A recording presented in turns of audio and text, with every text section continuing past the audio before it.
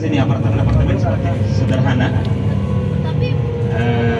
Ini bangunan lama kebanyakan yang daerah sini. Jadi mereka kebanyakan tinggal di apartemen dan tidak di rumah sendiri.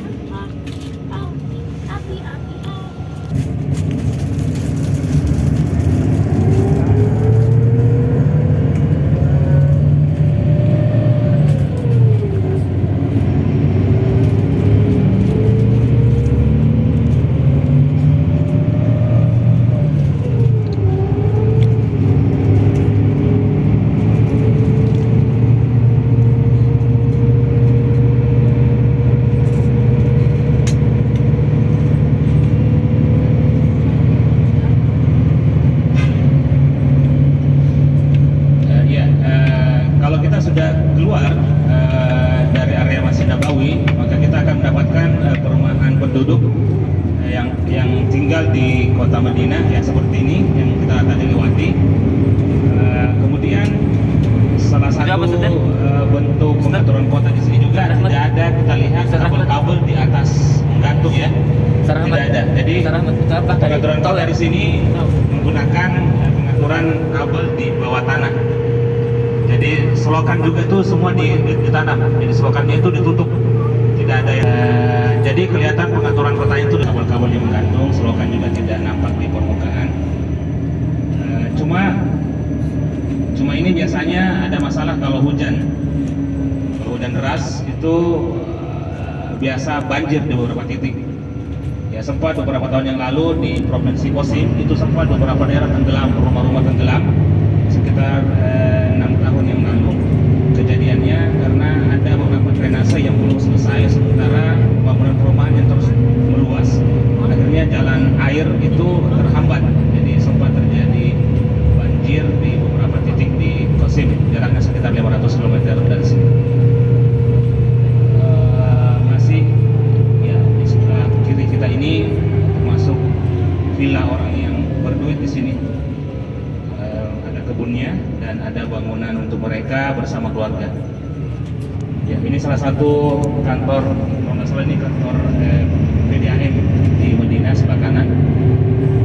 Tower air tadi. Dan sebagai informasi juga, air di kota Madinah ini dan Saudi secara umum, air yang digunakan untuk sehari-hari itu air laut yang disuling, air laut yang dijernihkan dan ditawarkan untuk bisa dimanfaatkan masyarakat Saudi dan pendatang. Hanya kadang kalau kita buka keran itu agak berbusa-busa kalau terlalu keras. Nah, itu memang asalnya dari laut dan dipindahkan ke sini dari laut itu kilometer, memindahkan air laut menuju ke masing-masing kota di Saudi Arabia.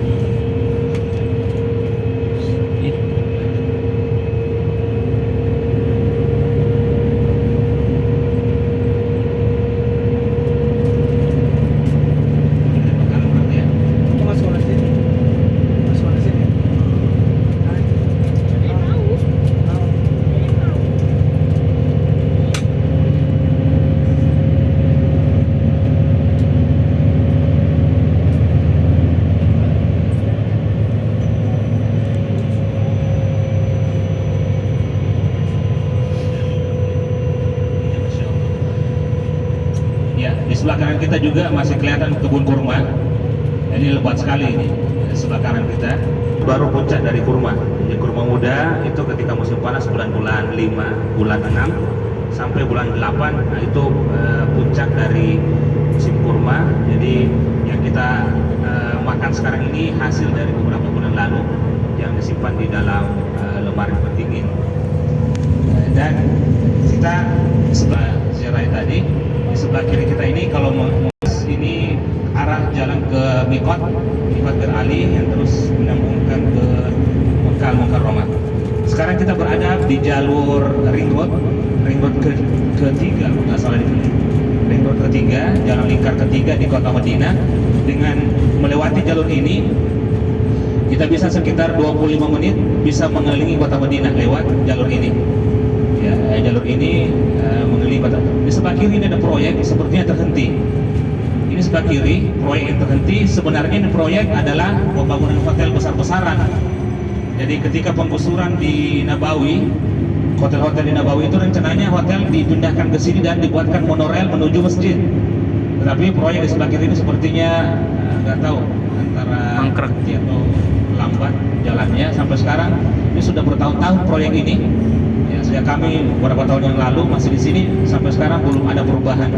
Sepertinya ada kebijakan yang berubah karena proyek perluasan yang sebelumnya disepakati tiba-tiba dibatalkan oleh Raja Salman. Ya, di sebelah depan kita ini ada kamera. Ya, hampir di seluruh sudut jalan ini ada kamera sabuk dan kamera handphone dan juga kamera kecepatan. Ya, kami beberapa kali dapat SMS karena teman yang pakai mobil biasa balap. Ya, ketika masih tinggal di sini, teman-teman ada yang kecepatan lebih, kemudian ada yang pegang handphone lagi bawa kendaraan, tidak pakai sabuk, itu masuknya ke SMS di nomor saya. Jadi kita yang harus bayar, meskipun teman yang ganti. Tapi ini sebagai langkah yang bagus ya untuk bisa menjadikan masyarakat tertib lalu lintas. Ya, pelanggaran HP di sini diganjar dengan 500 real. Ya, itu pegang HP saja, kita tidak memakai untuk menelpon. Cukup kita kelihatan dijepret oleh kamera pegang HP lagi bawa kendaraan, itu sudah didenda 500 real. Ya, sekitar 2 juta. Ya, 2 juta rupiah. Ya, saya dulu punya cerita yang biasa saya ceritakan ke teman. Ini kejadiannya di Riyadh, ibu kota Saudi, sekitar 800 km dari sini.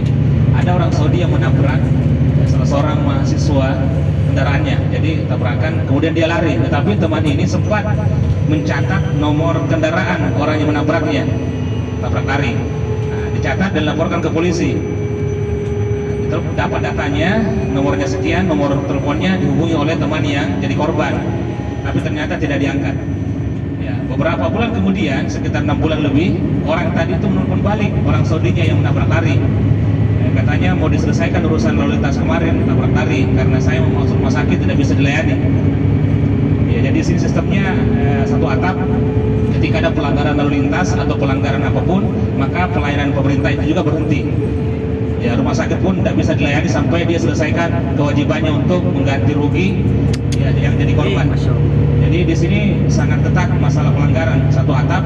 Jadi tidak bisa keluar visanya kalau belum membayar pelanggaran lalu lintas, tidak bisa membayar apapun, tidak bisa dilayani di kantor apapun kalau ada masalah-masalah yang berhubungan dengan Departemen Dalam Negeri yang lebih khusus ke lalu lintas dan keamanan umum. Ya, kita sekarang ini berada di atas jembatan yang ketiga. Di bawah kita ada dua jalanan. Di sebelah kiri ini kelihatan perumahan. Ya, perumahan kiri kanan kita ini perumahan di Madinah. Ya, ini semuanya apartemen ya, bukan rumah pribadi. Ini semuanya apartemen di sini. Kalau rumah pribadi biasanya agak keluar dari area perkotaan. Ya, insya Allah kita akan masuk tidak lama lagi belok kanan nanti ke area perang Khandaq. Perang Khandaq atau perang Parit adalah perang yang terjadi pada tahun ke-3 Hijriah. Perang yang terjadi pada tahun ke-4 Hijriah, maaf, karena tahun ketiga itu perang Uhud, tahun kedua perang Badar, ketiga perang Uhud, keempat perang Khandaq. Nah, perang Khandaq ini perang Parit yang terjadi pada tahun keempat. Dan itu tepatnya pada musim dingin. Ya, kalau sekarang mungkin seperti ini musim dingin dan puncak musim dingin. Ya, kalau di Saudi puncak musim dingin itu pada bulan 1. Ya, dingin yang kita rasakan sekarang ini belum terlalu menusuk sebenarnya, masih biasa-biasa saja. Itu kalau sudah mulai puncaknya memang sangat dingin, menusuk sampai ke tulang dinginnya. Sampai teman-teman Eropa yang biasa ya, yang sama-sama kami belajar di kampus, dia cerita kalau puncak-puncak musim dingin di Medina ini lebih dingin dari Eropa karena dinginnya sampai ke dalam tulang. Dingin di kota Medina ini kalau beberapa hari yang masuk puncak musim dingin itu. Ini akan dibangun jalan layang di sini, jembatan yang menghubungkan dengan jalur yang di sebelah, makanya nggak macet. Ya, ini sudah berlangsung berapa lama proyek ini, sekitar ya belum sampai setahun tapi sudah lumayan lama juga proyeknya ini, belum selesai. Ya, perang Khandaq atau perang Parit yang terjadi pada tahun ke-4 Hijriah, tepatnya di musim dingin, diceritakan oleh Allah Subhanahu Wa Taala di dalam surat Al-Ahzab, surat ke-33. Oh, ini tabrakan ternyata, bus disenggol ya, bus dengan mobil sedan itu. Di sini kalau tabrakan seperti itu nggak ada yang boleh bergerak sampai datang pihak asuransi untuk melihat siapa yang salah. Jadi kalau ditabrakan ya jadinya ini macet karena belum boleh bergerak dari tempat kejadian sampai datang asuransi untuk mengklaim siapa yang salah dan berapa kerugiannya. Makanya seperti yang tadi itu di depan kosong, nggak ada kendaraan cuma karena menunggu pihak asuransi untuk datang mengurus klaim pelanggaran dan ganti ruginya. Ya, pada bulan Syawal terjadinya pas musim dingin, karena musim dingin ini bergeser dari beberapa bulan. Kalau pakai bulan Syamsiyah, bulan miladi, maka itu tidak akan bersamaan dengan bulan Hijriah karena bergeser terus. Ya, kalau sekarang kita musim dingin di bulan kelima, bulan kelima Hijriah, maka di zaman itu musim dingin di zaman Nabi terjadi pada bulan ke-9, ya bulan Syawal, dan pada saat itulah terjadi perang bulan 10 ya, terjadi perang Khandaq ini. Di depan kita sudah ada gunung, ini gunung namanya Gunung Salah. Nah, di lereng gunung inilah terjadi, di area depan gunung ini terjadi perang Khandaq. Perang Khandaq ini menjadi inspirasi dari seorang sahabat yang bernama Salman Al-Farisi yang mengatakan bahwa kami ketika masih tinggal di Persia, ketika ada perang dan ingin menahan musuh untuk masuk ke daerah kita, maka kami biasanya menggali parit untuk menghalangi pergerakan musuh masuk ke daerah kami. Makanya Nabi mendengarkan itu dan membuat parit di depan sini di area lampu merah. Lampu merah depan sana, Gunung Uhud. area paritnya itu di sekitar lampu merah ini. Dan paritnya sudah dari dulu sudah ditutup. Ya. Kenapa dibuat parit di sini? Dari sini ke arah sana, dari arah depan sini ke arah kiri. Parit itu karena Madinah itu pintu keluar dari Madinah itu lewat sini sebelah kiri.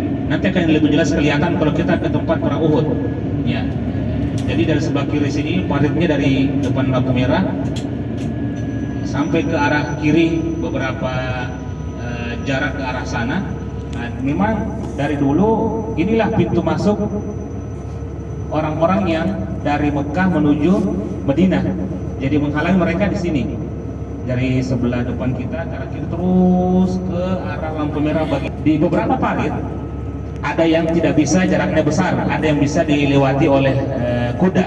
Jadinya dipasang masjid. Nah, inilah di depan kita ada masjid-masjid kecil. Makanya masjid ini disebut dengan Sab'atu Masajid. Ada 7 Sab'a Masajid, 7 masjid yang awalnya masjid itu bukan masjid sebenarnya, tapi tempat penjagaan parit yang agak kecil jaraknya. Jadi lebarnya itu kecil, jadi pasukan yang berkuda bisa lompat. Makanya dipasang penjagaan di situ. Ada 7 tempat penjagaan. Sebelah kiri kita ini ada 1, 2 masjid kecil. Nah, ini dulu adalah tempat penjagaan pasukan. Ya, kita ke dalam susah cari parkiran dan kita juga melihat waktu. Kita lewat saja.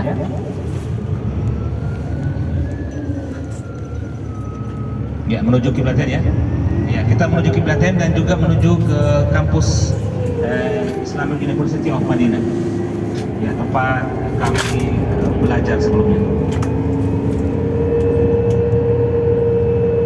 Jadi inilah yang kita lewati, pintu gerbang masuk ke Madinah dari Makkah. Yang kena panah itu pun sedikit, tidak semuanya, hanya korban kecil saja.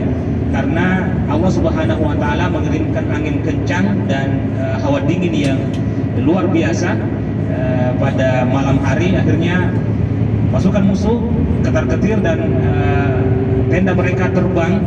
Dan akhirnya mereka mengambil keputusan untuk meninggalkan kota Madinah dan kembali ke Mekah. Jadi Allah Subhanahu Wa Taala menolong pasukan kaum muslimin yang sudah siap di belakang parit dengan angin yang kencang di malam hari dan udara yang sangat dingin. Akhirnya mereka kocar kacir dan lari ke kota Mekah. Itulah pertolongan Allah Subhanahu Wa Taala. Belum terjadi sempat pertemuan dua tentara dari kalangan kaum muslimin dan kufar Quraisy, tapi alhamdulillah ternyata dengan angin itu sudah bisa menolong dan membuat perang selesai dengan begitu cepatnya. Ya, masih di sebelah kiri kanan kita ini adalah perumahan penduduk.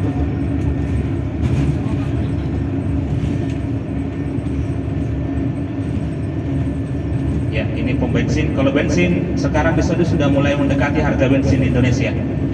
Dulu harga bensin itu dulu sekitar 20 tahun yang lalu harganya, dan masih bertahan sekitar 10 tahun yang lalu harganya satu itu 18 sen. 1 real itu 100 sen atau 100 halalah. Itu dulu masih harganya 18 sen. Jadi sekitar 800 rupiah 1 liter. Ya, sekarang sudah jadi 2 real 36 masih 2,3 Pak ya sekarang. 2,3 yang merah dan 2,1 yang hijau.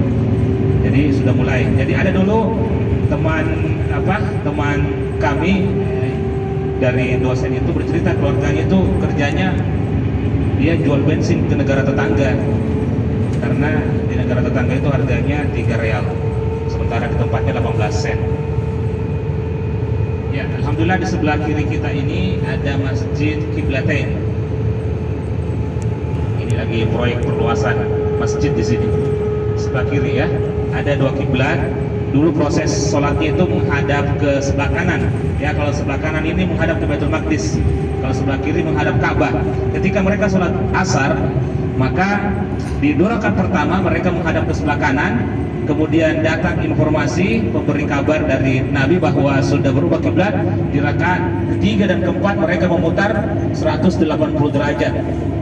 Ya, mereka memutar 180 derajat terus. Kita lihat lagi baik. Dengar penjelasannya Ustaz. Di depan itu ada istana raja di gunung depan kita, istana raja yang istana Raja Fahad.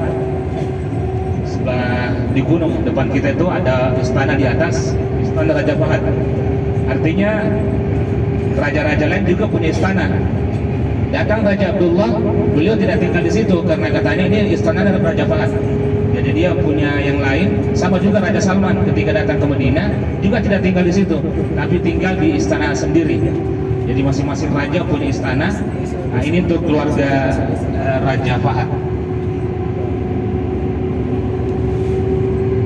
Yang mana? Ke depan aja Pak, pasti lewat ini. Ya, nanti kita berusaha lewat di ini rumah jabatan Gubernur Madinah.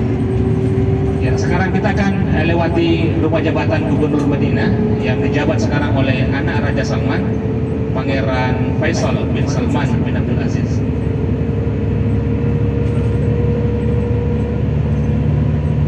Kalau terus kita ini Pak, terus ini akan ke Tabuk. Akan ke Tabuk, tempat terjadinya perang Tabuk. Itu berbatasan dengan Suriah, jaraknya sekitar 1000 km dari kota Madinah.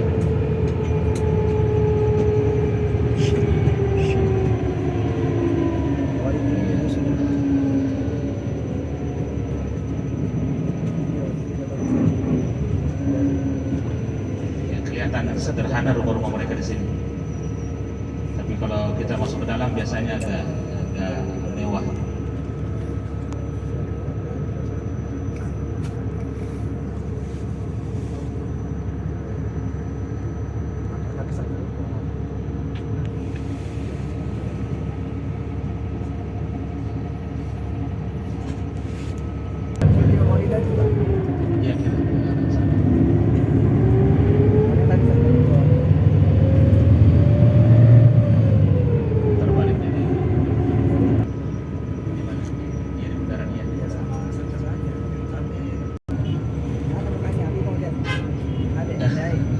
Iya biasa orang di sini berlalu lintas agak kurang ini. Makanya dipasang kamera di setiap lampu merah. Dulu pengalaman kami selama di sini sebelum ada kamera ini banyak kecelakaan di lampu merah karena semuanya ya mau buru-buru. Ya, di sebelah kanan kita ini bangunan ini dibangun untuk pusat pertemuan, pusat konferensi ya, Raja Salman. Ya, ini King Salman Convention Center. Nah, ini Pak mirip-mirip dengan Masjid Nabawi bangunannya, warnanya, namanya semua mirip dengan Masjid Nabawi.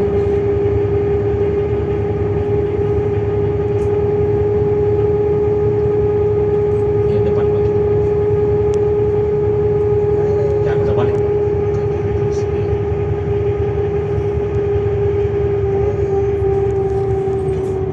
Alhamdulillah.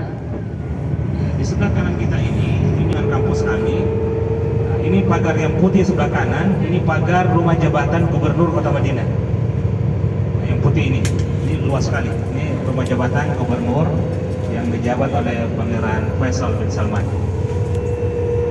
Faisal bin Salman.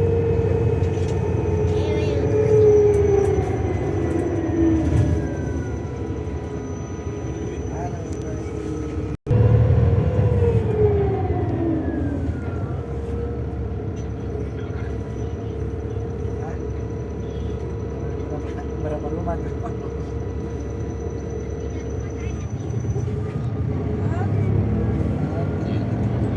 Ini masjid yang dibangun oleh gubernur untuk penduduk sekitar sini sholat, tapi beliaunya sholat di dalam. Di sebelah kiri kita ini ada ini sebenarnya sungai sebelah di Akik, Lembah Akik, Sungai Akik ini nyambung ke Mikot, ke Bir Ali. Nah sungai ini sampai ke Bir Ali sambungannya. Ini depan ada pintu gerbang yang masuk ke rumah jabatan. Ya, kita bisa lihat bagaimana kondisi di dalam lewat pintu gerbang ini. Luas sekali. Terus saja. Ya, insya Allah kita bisa melihat bagaimana kondisi rumah Pangeran Faisal. Nah, ini dalam sebelah kanan. Nah, sini kanan. Nah, itu rumah jabatan Gubernur Provinsi Kota Madinah. Kita ini dulu belum seperti ini, baru sekitar 3 tahun terakhir baru dibuat seperti ini. Nah, kalau sudah ada airnya terisi musim hujan, nah mereka kumpul di pinggir-pinggir sungai melihat air yang warna coklat. Ya, buat mereka mendengarkan suara air itu senang. Jadi meskipun warna coklat airnya, mereka sudah senang karena jarang-jarang hujan di Kota Madinah. Nah, di samping ini kampus kami yang pagar kuning. Kampus kami Islamic University of Madinah yang ada sekarang sempat tercatat hampir 200 negara yang belajar di sini. Ya, di depan aja sedikit Pak. Bertanya apa?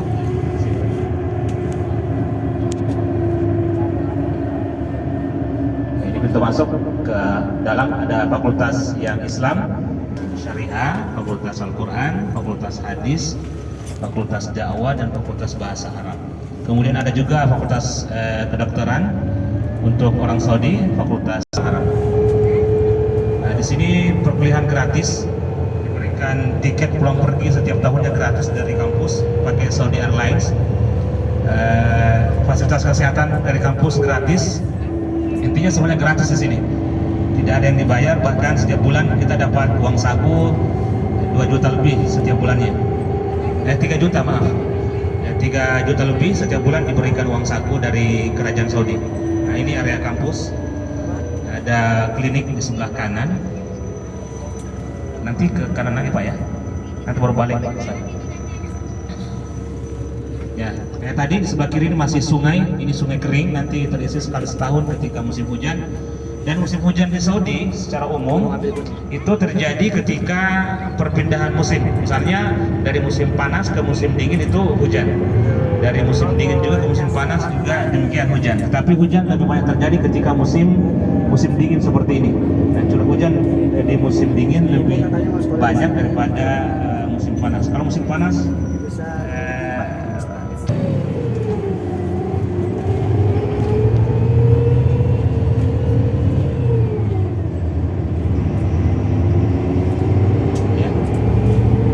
sebelah sana. Ini cuma untuk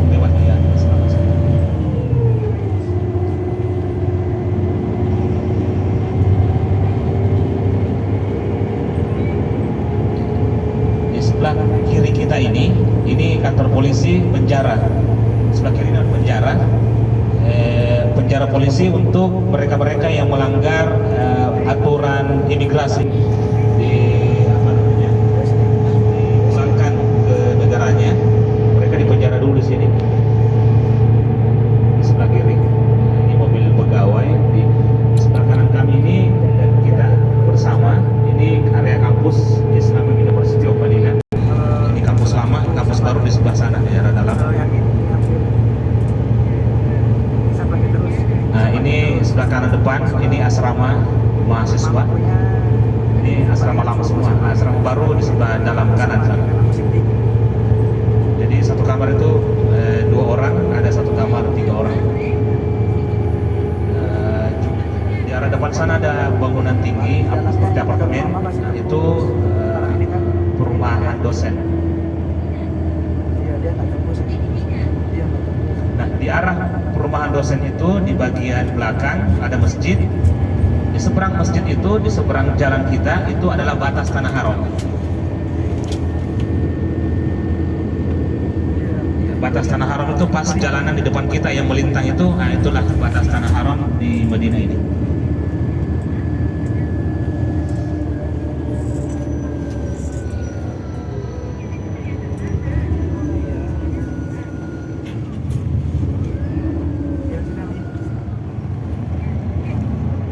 Bisa depan, bisa.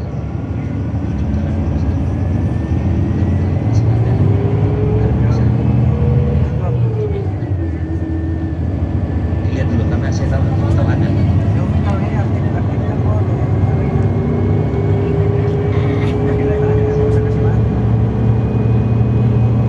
yang belakangnya ditutup. Ya, di seberang ini ada kampus yang lain namanya Thayyibah University. Nah, ini kampusnya lebih banyak orang Saudi. Kalau yang di sini Islam University lebih banyak pendatang. 50% lebih adalah pendatang, selebihnya orang Saudi. Adapun di kampus yang seberang kita di depan kanan, Jamiah Thayyibah University. Nah, ini lebih banyak 95% adalah Saudi. Ya, Thayyibah adalah salah satu di antara nama kota Madinah. Karena Madinah itu punya banyak nama, di antaranya Madinah sendiri, kemudian Thayyibah, kemudian Taubah.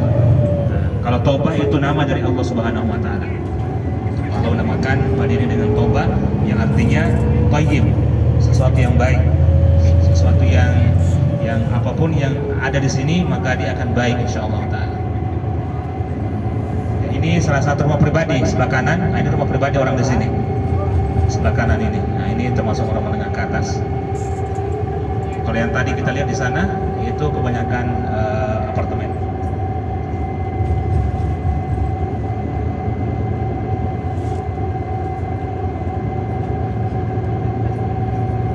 Oh iya, saya lupa sampaikan.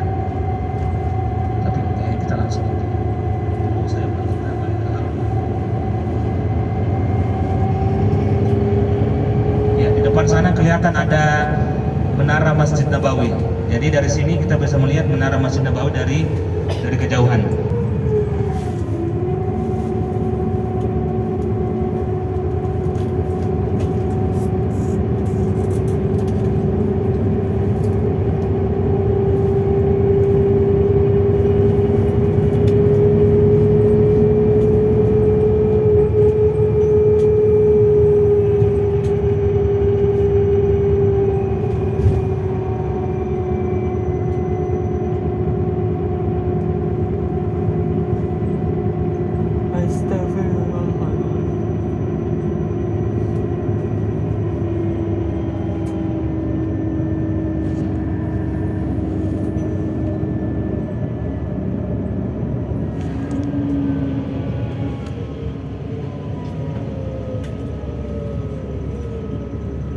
Masya Allah, langsung terisi.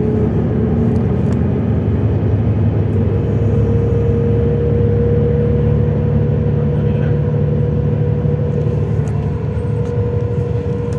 Lebih banyak, apalagi sudah masuk pada lingkup kafe yang lebih lebih terbuka. Sekarang di Saudi bahkan sudah ada aturan tidak lagi melarang, istilahnya tidak harus ditegur kalau sudah ada perempuan yang tidak pakai jilbab. Sudah ada aturan baru beberapa bulan yang lalu. Jadi turis-turis asing masuk ke dalam itu sudah mulai banyak. Perempuan Saudi juga kelihatan sudah mulai agak terbuka.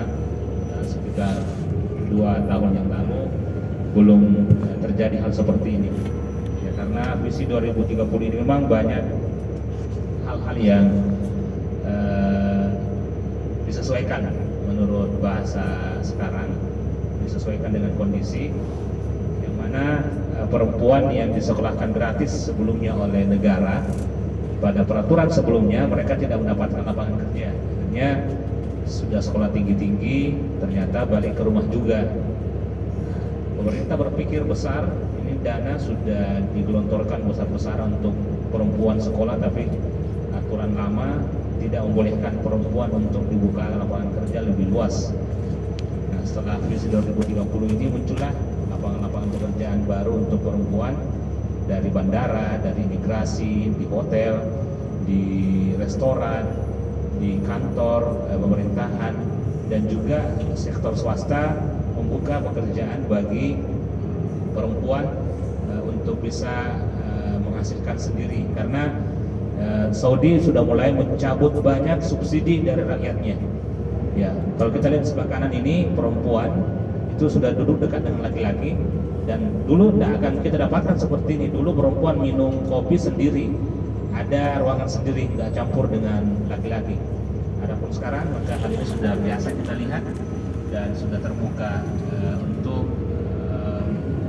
istilahnya mencapai visi 2030 yang menurut mereka, ya kalau menurut pemerintah sih itu sah-sah saja, karena mereka ingin mencabut subsidi yang luar biasa. Makanya harga bensin naik di Saudi yang darinya harga 18 sen menjadi 230 sen.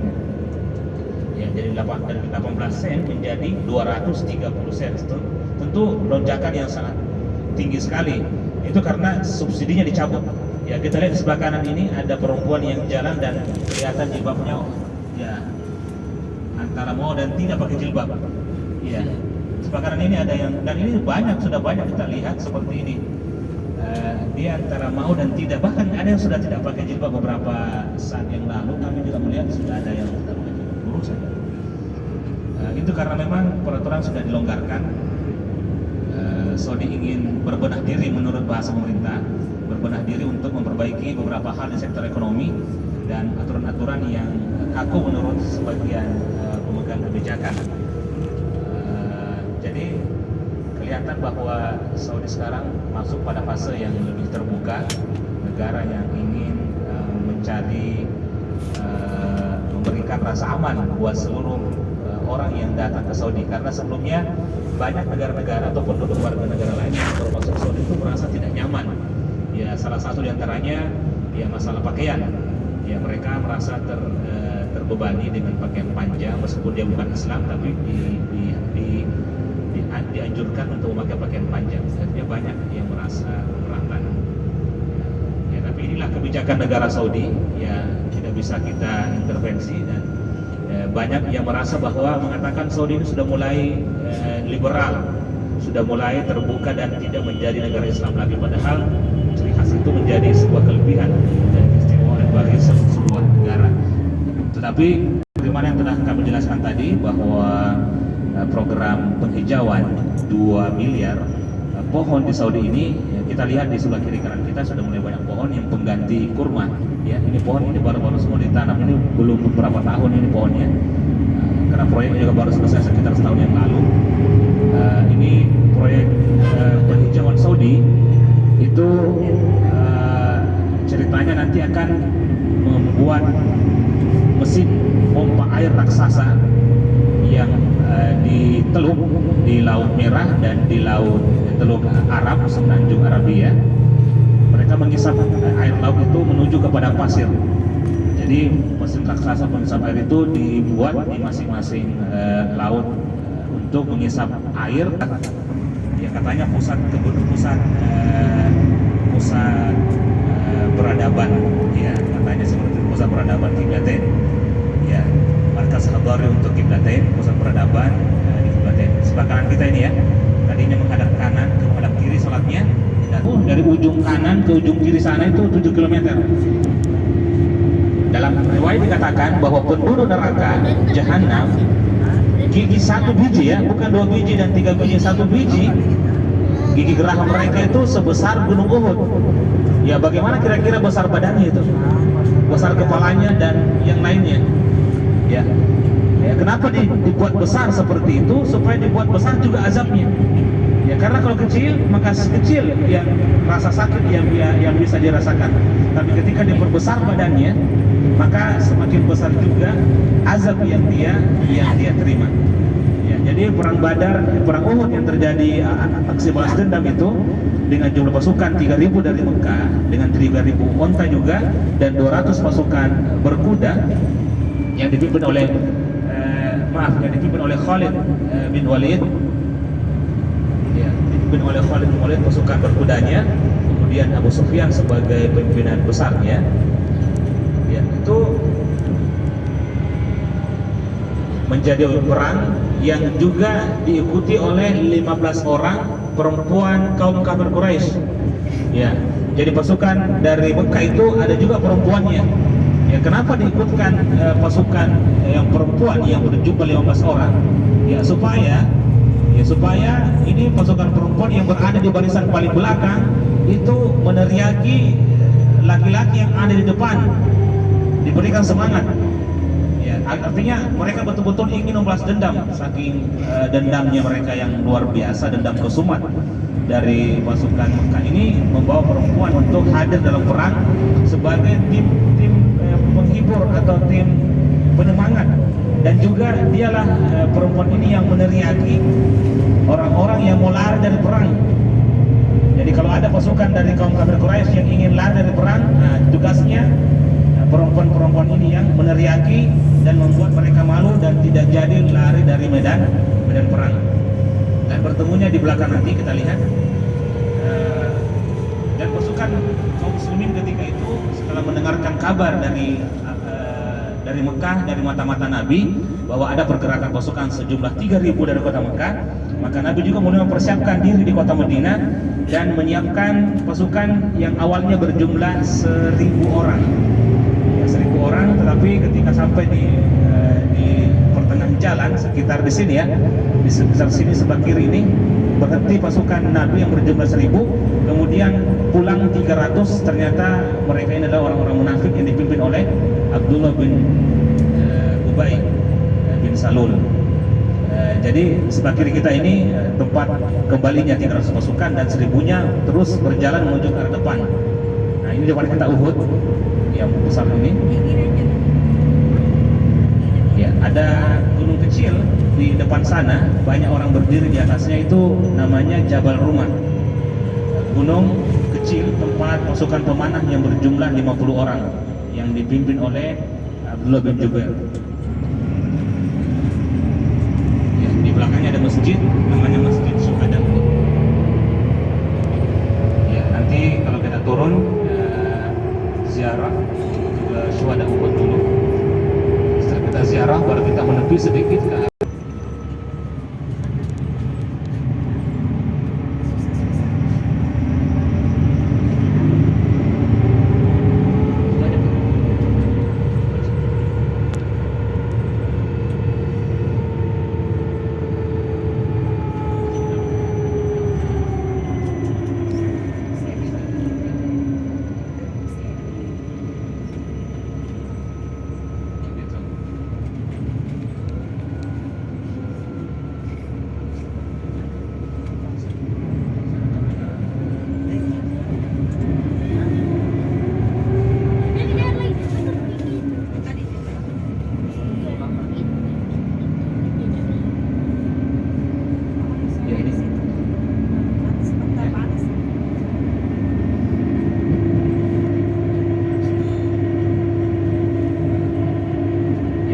Syuhada Uhud. Ini baru sekitar 5 tahun kalau nggak salah selesainya. Ini masjid terbesar kedua setelah Masjid Nabawi di kota Madinah.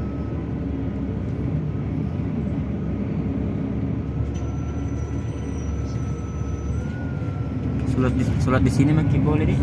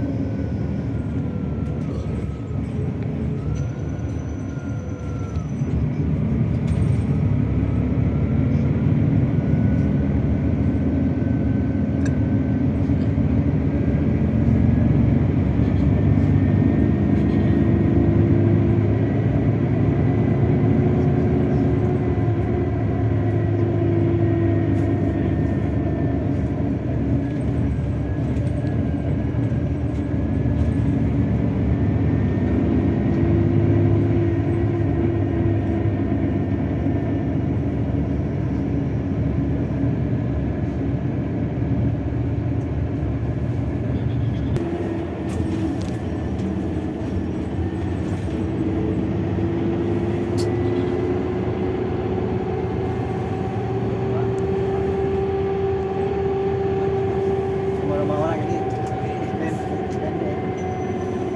Ya. Rumah orang ini kecil.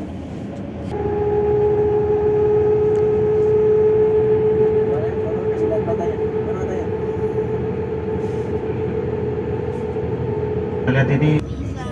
Coba. Gak bisa. Lagi bicara. Oh, gak bisa kok. Bisa ke orang Papua. Bisa bikin luka-luka juga. Gak bisa semua masuk air.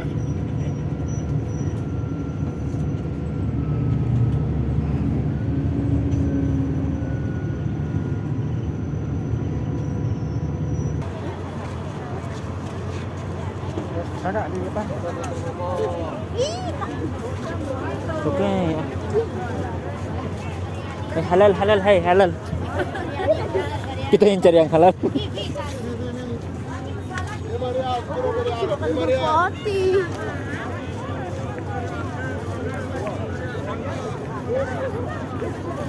Kita mau sholat di sini. Mau sholat di sini. Kalau di sini saja boleh ya. Iya. Kita sholat apa fotonya di mana? Ini di atas. Di puncak sana. Di puncak gunung Himalaya. Sini boleh bagus. Itu tulisan Allah.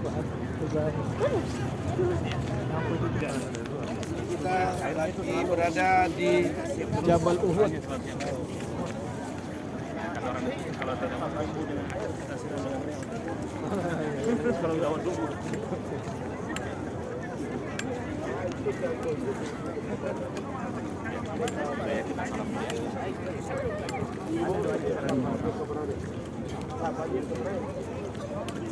Kuburan syuhada.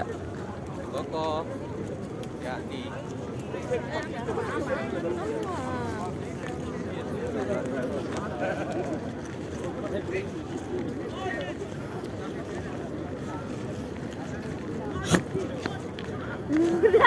Syarat.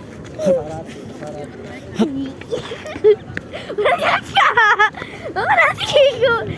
Gimana aku lagi ya, Mas? Sulit, sulit. Assalamualaikum. Gimana? Ayo Ustaz. Bagaimana aku bilang Ustaz?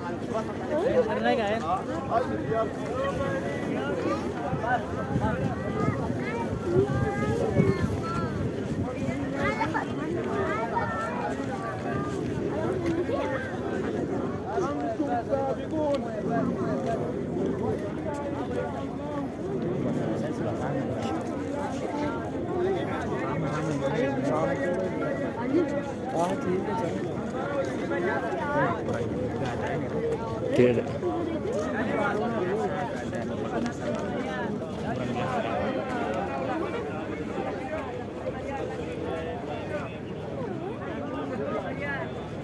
kuburan orang.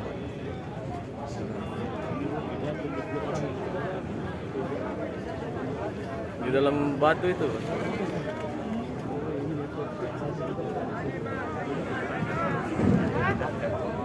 Dekat gunung sebelah sana, dekat sungai. Kan ada sungai yang ada airnya itu. Ini gunung besar ini. Nah ini namanya gunung Kemana? Ya kita baca sama-sama ya. Kita baca sama-sama Iya, doanya ada di atas itu. Aduh, ini India, Pak. Assalamualaikum. Ahlad diyari minal mu'minina wal muslimin wa inna insya'allahu lalahiqun as'alullaha lana walakumul afiyah. Itulah tadi doa yang disunahkan untuk dibaca ketika masuk ke area kubur di sini ataupun kuburan di Indonesia ataupun dimanapun. Ada 70 orang yang syahid ketika perang Uhud dari sahabat, dan itu yang paling mulia adalah paman Nabi Hamzah bin Abdul Muttalib. Nah, paman beliau lah yang paling membekas kematiannya, karena memang sebelum perang Uhud Nabi sudah ada melihat mimpi sebelum perang Uhud, sudah melihat ada sapi yang disembelih dalam mimpinya, dan beliau melihat pedang beliau itu ada rusak di beberapa sisinya, dan dia melihat bahwa tangan Nabi masuk ke dalam sebuah barang yang dalam sebuah kota, dan ternyata ditakwilkan bahwa sapi yang disembelih itu adalah pamannya Hamzah bin Abdul Muttalib yang dibunuh oleh Wahsy. Kemudian pedang itu yang rusak di beberapa sisi itu berarti adalah dari keluarga beliau. Ada yang dibunuh dan itu dari keluarga beliau. Iya. Ya mungkin kita bisa mundur ke belakang untuk menceritakan sedikit kisah. Ya kok. Ini perang kuburan syuhada, mati syuhada di perang Uhud.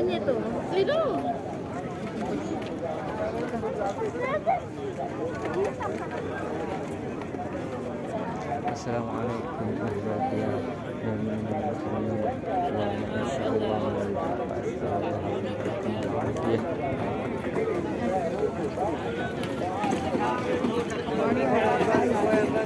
Kota di mana?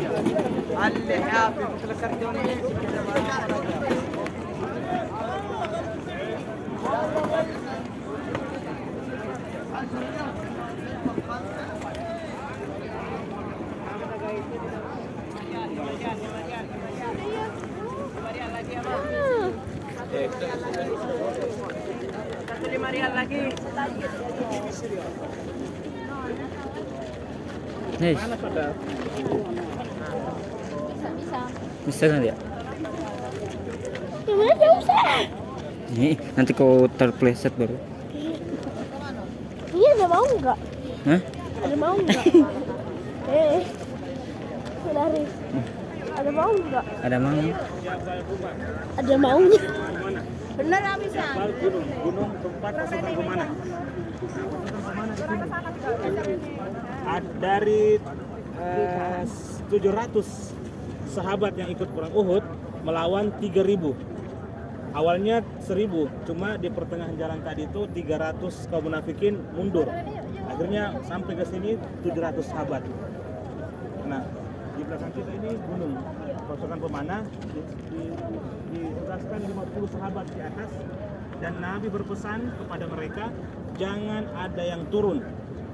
Kami menang, kami kalah, jangan ada yang turun. Itu pesan Nabi kepada 50 orang pasukan Pemana yang dipimpin oleh Abdullah bin Jubair atas sini. Nah, sisanya jadi 50 di atas, 650 di bawah sini. Karena pasukan musuh dari arah sana.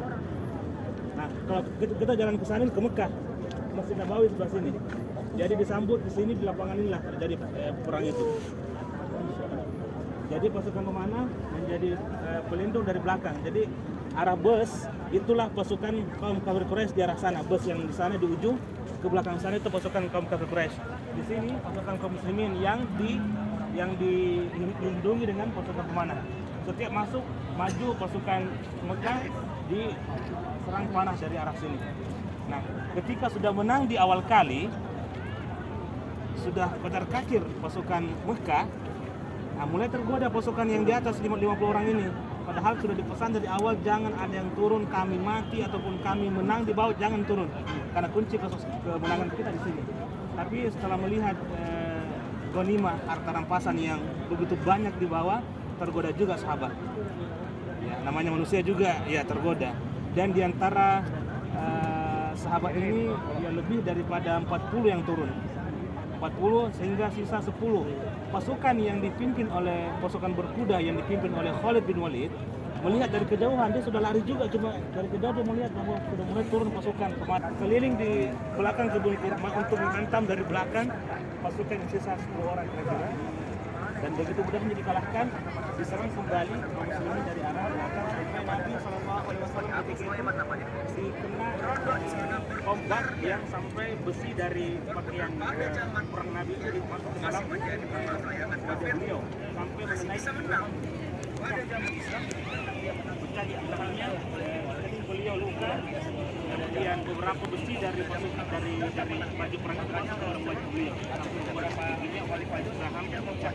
Nah, kemudian setelah Nabi dilindungi oleh sahabat di arah sana, diburu pasukan yang sisa, yang lainnya kocar-kacir sampai mereka sudah meletakkan senjata dan mengumpulkan antara pasukan perang. Akhirnya dapat pasukan yang membuat mereka terkejut dari belakang. Akhirnya kocar-kacir dan kemudian sahabat yang lain mengatakan, ayo kalau berita bahwa Nabi sudah meninggal yang disebarkan oleh pasukan kafir Quraisy itu sudah mulai menyebar di kaum muslimin bahwa Nabi sudah meninggal. Sudah ada yang kena wajah beliau, sudah banyak korban dari sahabat yang meletakkan tubuhnya di depan Nabi SAW. Akhirnya yang berkata satu sama di sini sampai 70 orang sahabat meninggal di sini, di antaranya paman Nabi Hamzah bin Abdul Muthalib. Asalnya menurut sejarah kuburan ini bukan di sini sebenarnya. Ini kuburan di atas sana dekat dengan ini sungai. Nah, cuma karena ada banjir sekitar 20 tahun lebih penguburan itu, akhirnya banjir itu membongkar kuburan-kuburan sahabat yang berjumlah 70. Nah, ketika banjir mengikis kuburan mereka, terlihat tubuh mereka masih seperti ketika awal kali mereka dikubur. Subhanallah. Darahnya, rambutnya, sampai salah seorang anak dari sahabat mengatakan tidak ada yang berubah dari bapak saya kecuali beberapa helai rambut yang kena dengan tanah. Selebihnya segar seperti biasa. Itu memang janji Allah kepada bahwa mereka itu seperti tidur saja dan mereka itu hidup sebenarnya tapi jadi mereka itu dijaga seperti biasa, segar seperti biasa dan semuanya kepada janji Allah kepada mereka yang terakhir akan memberikan syafaat kepada keluarga-keluarga Apa? Amin. Dipindahkan. Makanya kayak demikian singkatnya kisah perang Uhud kita hari ini. Semoga ada manfaatnya buat kita Amin, semua amin. dan kita bisa mengambil keimanan yang lebih banyak setelah balik dari sini bahwa mereka mau mati untuk agama yang kita rasakan sekarang, maka apalah yang kita buat hari ini untuk agama Islam yang telah mereka bawa. Demikian ya, kita balik ke bus, sudah hampir azan zuhur. Ya, ayo kita turun lewat sini. Di sini lewat sana, lewat sana. Ya, silakan foto.